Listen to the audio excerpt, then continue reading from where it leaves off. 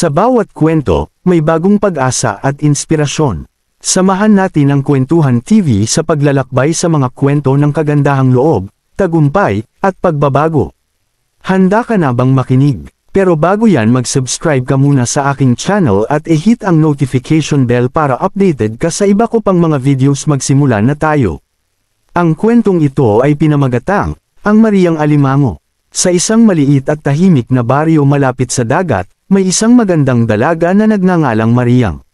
Si Mariang ay kilala sa kanyang kagandahang loob at kabaitan sa lahat ng mga taong nakakasalamuhan niya.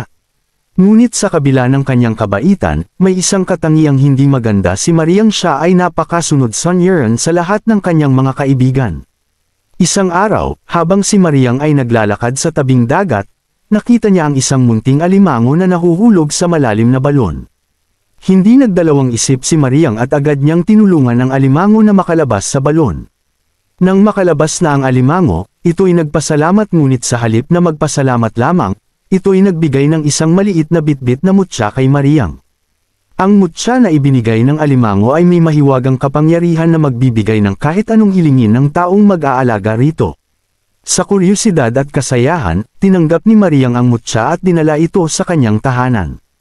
Mula noon, naging masaya at maginhawa ang buhay ni Mariang dahil sa kapangyarihan ng mutya.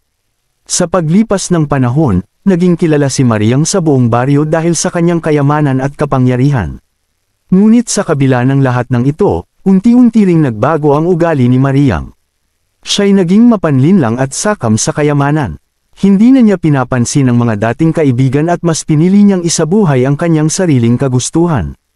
Isang araw, habang si Mariang ay naglalakad sa tabing dagat, bigla siyang nahulog sa malalim na balon. Sa kanyang pagkakalugmok, biglang lumitaw ang munting alimango na dati niyang tinulungan. Tinulungan siya ng alimango na makalabas sa balon at sa pagtulong nito, naglaho ang mutya na nagdudulot ng kapangyarihan kay Mariang. Sa pangyayaring iyon, natutunan ni Mariang ang kahalagahan ng kabaitan, pagiging totoo sa sarili, at pagmamahal sa kapwa. Ipinamalas ng alimango na ang tunay na kayamanan ay matatagpuan sa puso at hindi sa material na bagay lamang. Sa wakas, nagbalik si Mariang sa kanyang dating kabutihang loob at naging mapagbigay at totoo sa kanyang mga kaibigan. Mensahe ng kwento. Ang kwento ni Mariang Alimango ay nagpapakita ng kahalagahan ng kabaitan, pagiging totoo sa sarili, at pagmamahal sa kapwa. Ipinapaalala nito sa atin na ang tunay na kayamanan ay matatagpuan sa kabutihang loob at pagmamahal sa kapwa.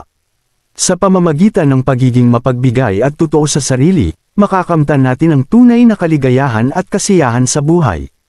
Yun lamang at maraming salamat po sa pakikinig hanggang sa muli.